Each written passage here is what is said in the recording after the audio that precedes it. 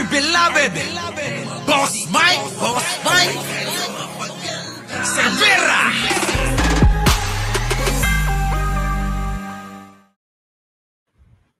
Magandang umaga, magandang hapon at magandang gabi sa daak mo ng mundo. Naroon kayo. Siyempre, magandang buhay na rin para sa ating lahat.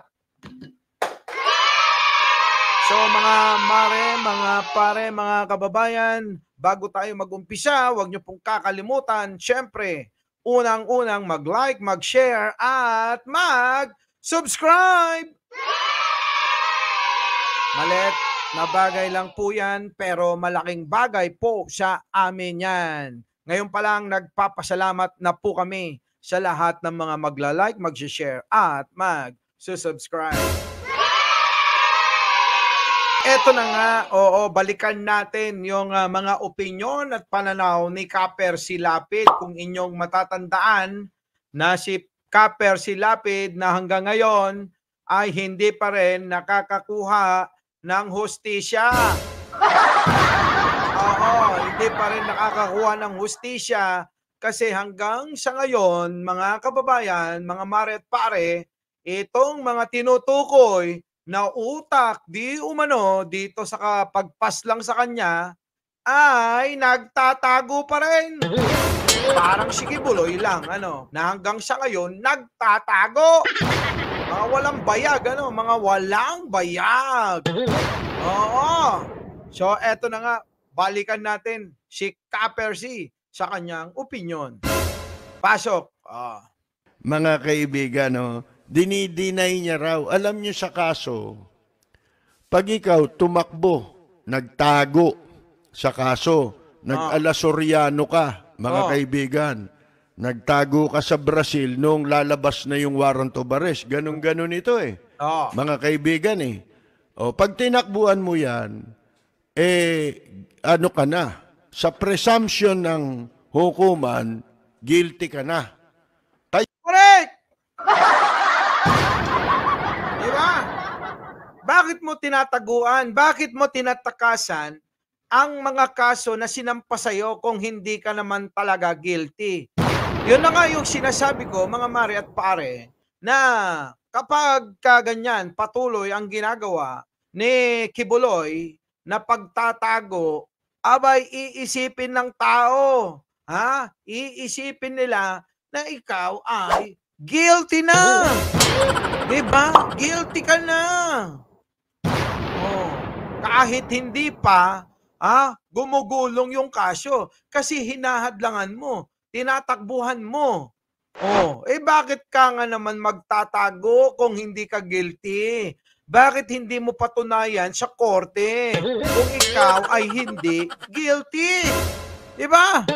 Kaya, mga kaibigan, ang depensa mo lalong hihina. Mawawalan ka ng depensa. Yan ay alinsunod na rin, mga kaibigan, sa ating justice system.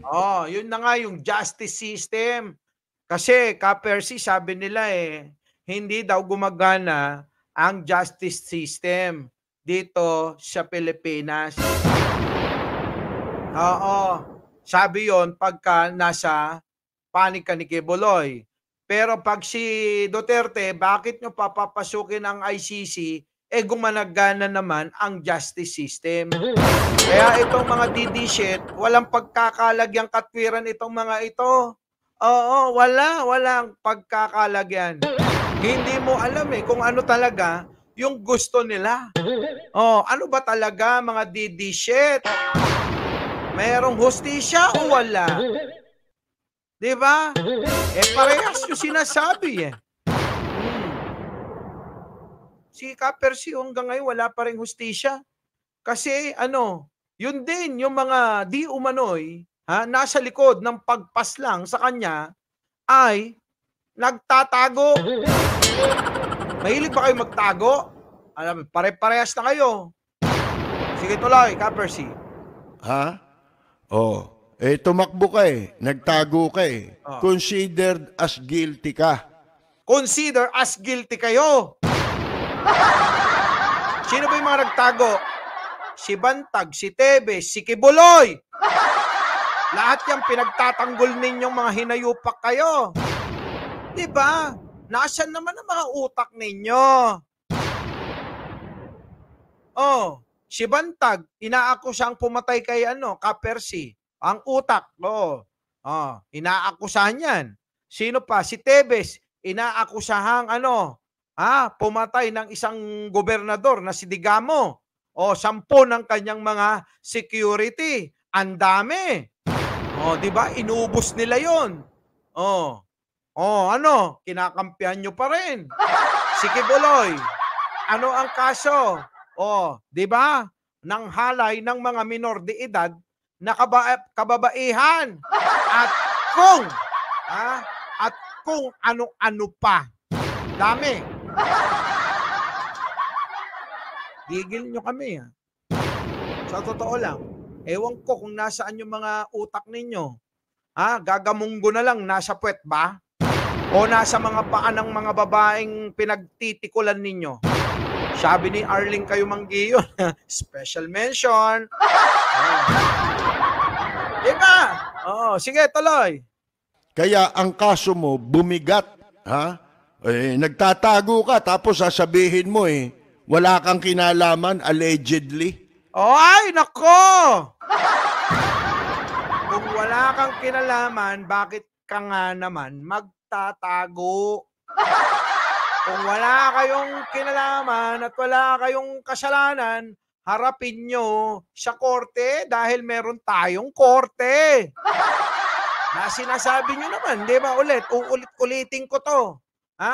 Na gumagana naman kanyo ang justice system dito sa Pilipinas.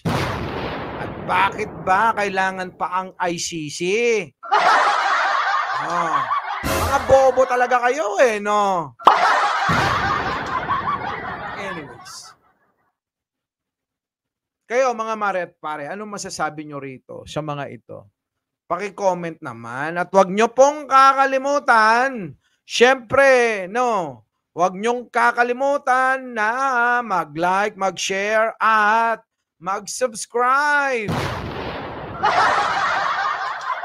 Sige, tuloy na nga natin to. Magandang gabi! Apollo! Kibuloy! Rapid fire! Grabe, galit na galit. Magandang gabi daw. Nasaan ka man naroroon? Nasa ilalim ng lupa, nasa puno, itaas ng puno, kung nasaan ka mang pader na nakatago, kung nasaan ka mang mga banga na nakatago, nagtatago, magandang gabi sa iyo, Apollo Kibuloy.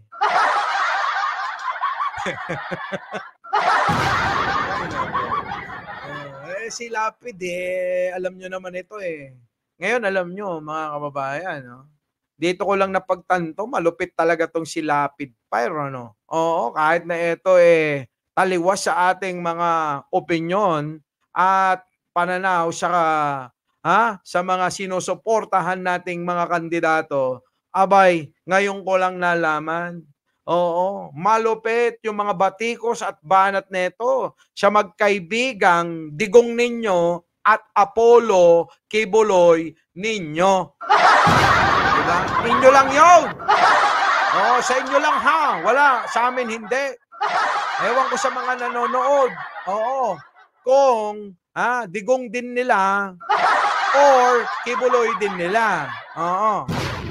So anyway mga kababayan, ako po ang inyong lingkod muli, Mike Cervera po, laging nagsasabing, mahalin natin ang ating kapwa at ipagdasal po natin lagi ang ating bansa.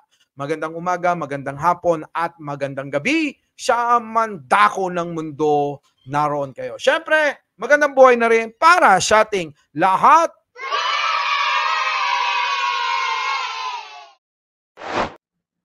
Our beloved Boss Mike